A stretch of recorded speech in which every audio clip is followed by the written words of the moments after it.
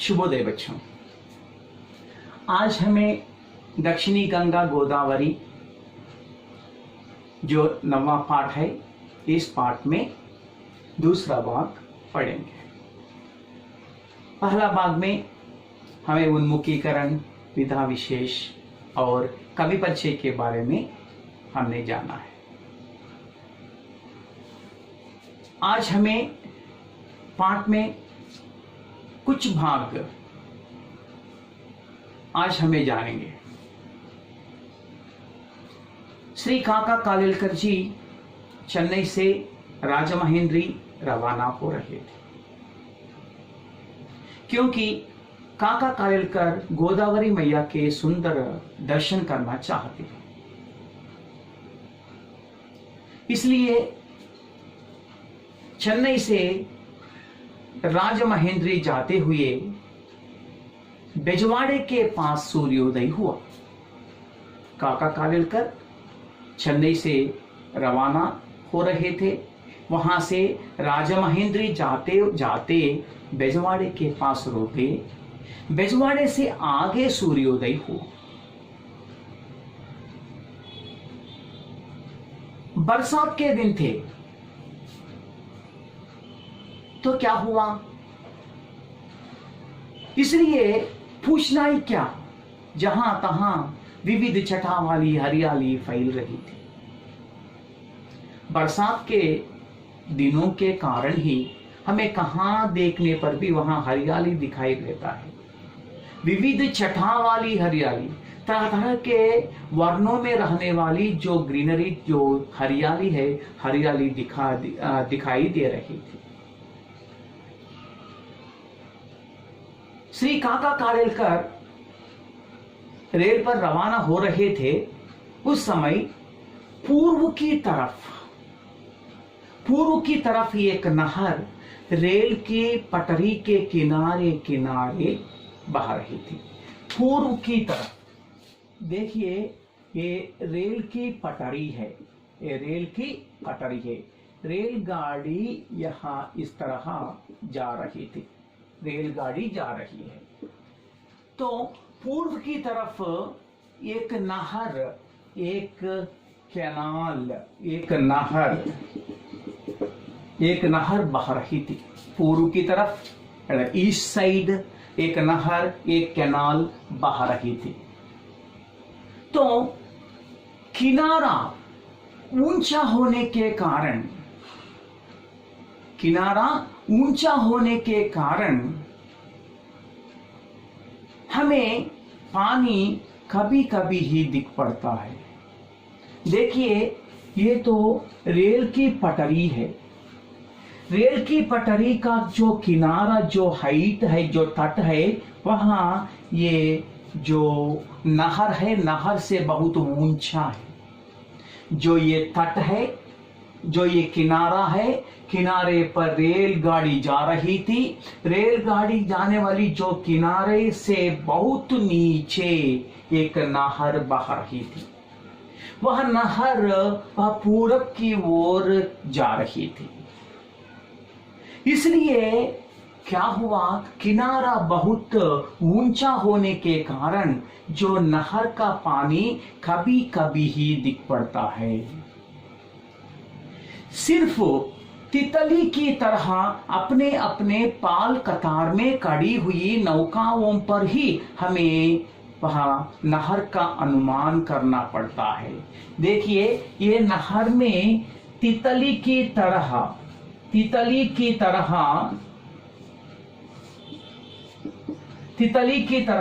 अपने अपने पाल कतार में खड़ी हुई जो नौकाएं हैं, जिस तरह जो बटरफ्लाई के जैसे खड़े होकर एक लाइन में खड़े हुए जो छोटे छोटे नावें, नौकाएं हैं, ये नौकाओं पर ही हमें नहर का अनुमान पड़ता है।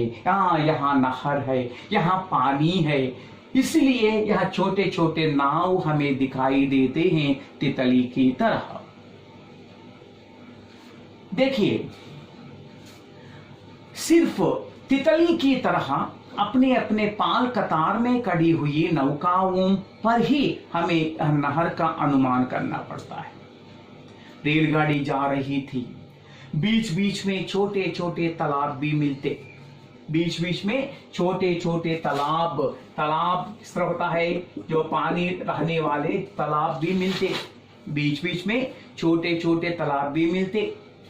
इनमें रंग बिरंगे वाला आसमान नहाने के लिए उतरता हुआ दिखाई पड़ता। देखिए, आसमान कहाँ रहता है? आकाश आसमान एक ही है, लेकिन वह बहुत दूर में हमें दिखाई देने वाला जो आसमान है, बादलों से मिला हुआ आसमान जो है, बादलों वाला आसमान नहाने के लिए तालाबों में उतरता हुआ हमारे कविवर को या लेखक को वह दिखाई दिया। देखिए, उससे पानी की गहराई और भी अता हो जाती, क्योंकि आसमान हमसे बहुत दूर दिखाई देता है। दूर दिखाई देने वाला जो आसमान अगर हमें पानी में देखते हैं तो पानी में उतना ही दूर आसमान दिखाई देता है। इससे पानी की जो गहराई है, जो डेप्थ है, और भी ज्यादा दिखाई देता है। कहीं कहीं चंचल कमलों के बीच खामोश खड़े हुए बगुलों को देखकर ठंडी ठंडी हवा का अभिनंदन करने को मन मचल पड़ता है। कविवर या लेखक कहते हैं, कहीं कहीं जो तालाबों में चंचल कमलों के बीच ठंडी ठंडी हवा आ रही थी, उस हवे के समय में कमल इधर उधर घूम रहे थे। चंचल कमलों के बीच खामोश खड़े हुए बगुलों को या क्रेन कब को देखकर ठंडी ठंडी हवा को अभिनंदन करने को मन मचल पड़ा है। किसे? श्री काका कालेलकर जी को, क्योंकि उस सुबह का समय वहां मौसम बहुत ठंडा था, तालाबों में कमल इधर इधर हवा को घूम रहे थे। उस समय वह कमलों के बीच में खामोश खड़े हुए बगुलों को देखकर इनका मन में इस तरह की जो ख्याल आया कि तो ठंडी ठंडी हवा को अभिनंदन किसी तरह करना ही है। इस तरह कविता प्रवाह में बहकर कोवूर स्टेशन आ गया। तो विजयवाड़ा से राजमहेंद्री जाते समय तो कुछ तरह तरह के तालाबे मिले, तालाबों में चंचल कमलों के बीच खामोश खड़े हुए बगले देखे थे, और इस तरह वहां के जो सुंदर दृश्यों को देखकर कविता लिखने के समय में कोवूर स्टेशन आ गया। जब कोवूर स्टेशन आ गया तो उनके मन में इस तरह की उमंग भरी थी, उत्साह भरी थी कि अब यहां से मैं गोदावरी मैया के दर्शन अवश्य कर लूंगा। तो कोवूर स्टेशन के बाद ही राजमहेंद्री का रेलवे स्टेशन आता है, इसलिए इनके मन में इस तरह की उमंग या उत्साह भरी थी कि कोवूर के स्टेशन के बाद मैं किसी तरह गोदावरी मैया का दर्शन करूंगा। श्री काका कालेलकर अपने मन में इस तरह सोच रहे हैं कि पुल पर से गुजरते समय गोदावरी में एक लंबा पुल है, बड़ा ब्रिज है वहां। पुल पर से गोदावरी मैया पर जो पुल है, पुल पर से गुजरते समय गोदावरी मैया को बाएं देखें या दाएं, दाएं या बाएं। दायां का अर्थ होता है राइट साइड, बायां का अर्थ होता है लेफ्ट साइड।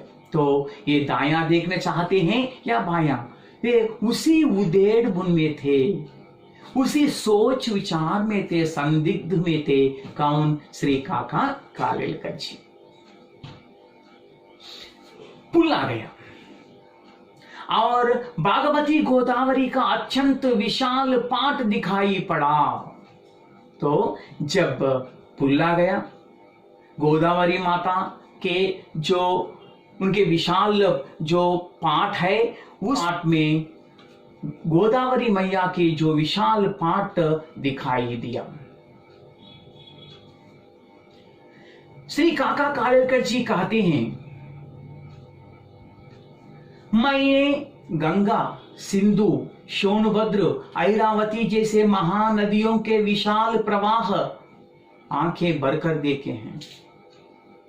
श्री काका कालेलकर जी अपने जीवन में कुछ महानदियों के विशाल प्रवाह देखे हैं। वो विशाल नदी क्या क्या हैं? देखिए, गंगा हो, सिंधु हो, सोनभद्र, ऐरावती जैसे महानदियों के जो विशाल महान प्रवाह को उनके आंखें भरकर देखे हैं। लेकिन वे कहते हैं, बेजवाड़े में कृष्णा माता का जो दर्शन मुझे हुआ है, उस दर्शन पर मैं गर्व करता रहूंगा, क्योंकि बेजवाड़े में जो कृष्णा नदी, जो कृष्णा माता का जो प्रवाह वहां देखे हैं, उस नदी को देखकर वे तन्मय हो गए हैं। इसलिए काका कालेलकर जी कहते हैं, बेजवाड़े के पास जो मैं कृष्णा माता का दर्शन किया है, उससे मैं गर्व करता रहूंगा। लेकिन काका कालेलकर जी कहते हैं, लेकिन राजा महेंद्री के आगे गोदावरी की शान शौकत कुछ निराली ही थी। राजा महेंद्री के बाद जो गोदावरी मैया की जो शान शौकत टाड़ बाड़ जो है तो वह तो स्पेशल थी।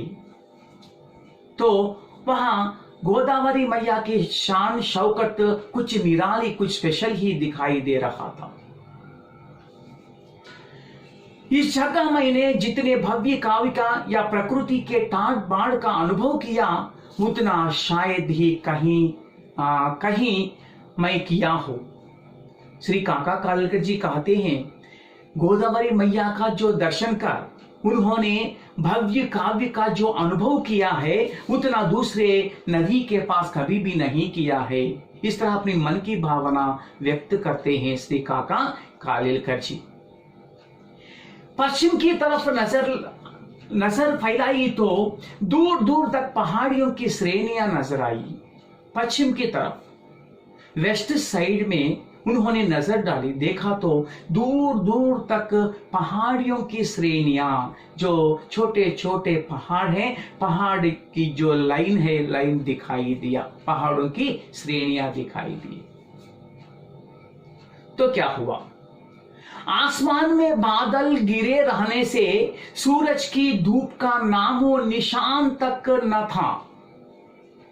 तो देखिए, एक तरफ दूर दूर पहाड़ों की श्रेणियां नजर आई और आसमान में काले बादल गिरे रहने से, काले बादल आसमान को कवर करने से सूरज का धूप जो है उसका नामो निशान तक, धूप कहां है इसके बारे में पता ही नहीं चला था काका कालेलकर जी को।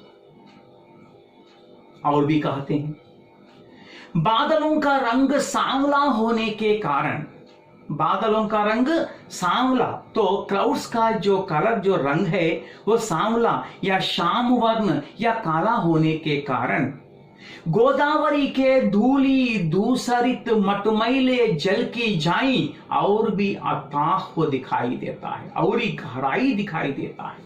क्योंकि तो देखिए, ऊपर काले बादल दिखाई देते हैं और गोदावरी मैया का पानी धूली दूसरित, तो धूली से, मैले से जो मैला पानी गोदावरी नदी में आया था, बहकर आया था।